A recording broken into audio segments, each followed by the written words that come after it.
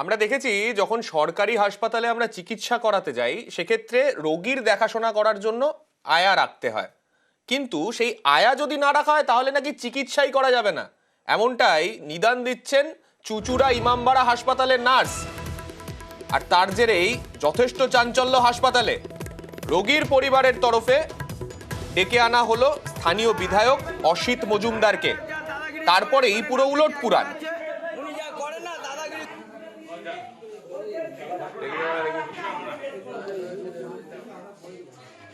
আজ রাতে আমি সারাদিন 20খানা প্রোগ্রাম করেছি। পুরে বাড়িতে আমি খাবো, এই তখন পেশেন্ট ফোন করে খাচ্ছে, যায় না রাখলে তাকে বের করে দেবে, তার স্যালাইন খুলে দিয়েছে।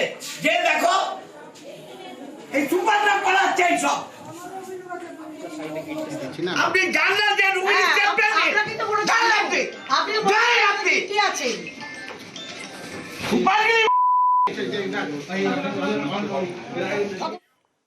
আমাদের প্রতিনিধি রানা রয়েছেন আমাদের সঙ্গে।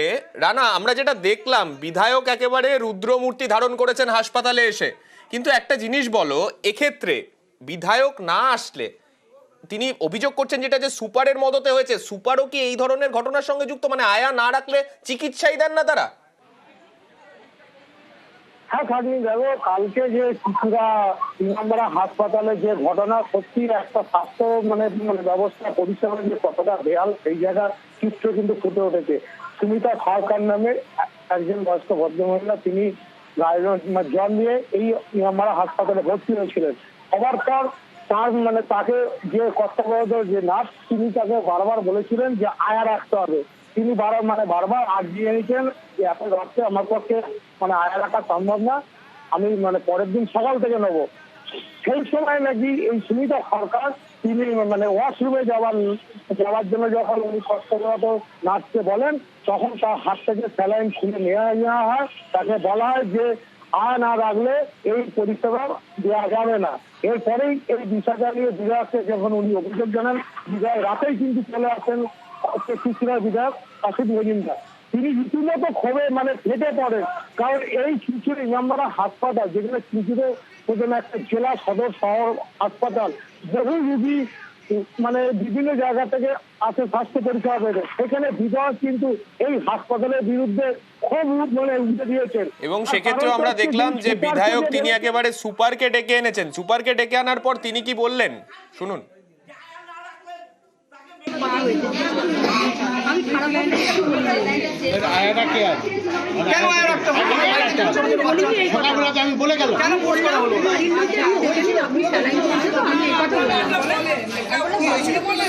আপনি গভর্নমেন্টের আমাদের এই কথাটা কেন বললেন যে আমার দুটো নার্সিং স্টাফ রয়েছে?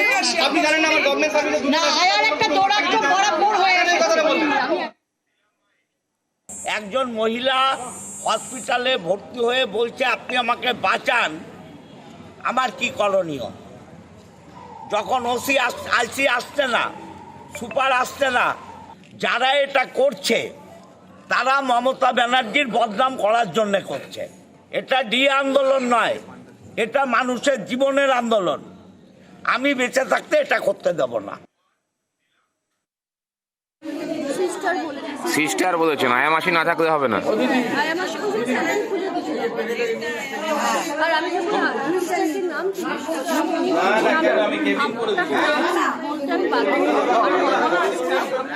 আমি